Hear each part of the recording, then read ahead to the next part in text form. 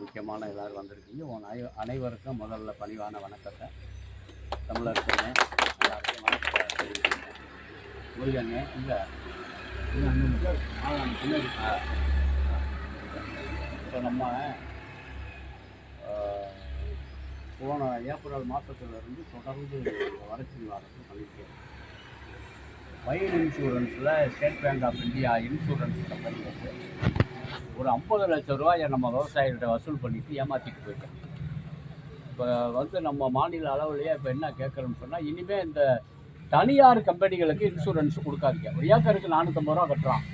இப்போ அண்ணன் வந்து ராஜேந்திர அண்ணன் வந்து வேளங்குடியில் வந்து 10 ஏக்கருக்கு 4500 ரூபா கட்டியிருந்தா, சம்சாரிட்ட பிரிமியத்தை வாங்கிட்டு State Bank of India insurance company ஓடி போயிட்டேன்.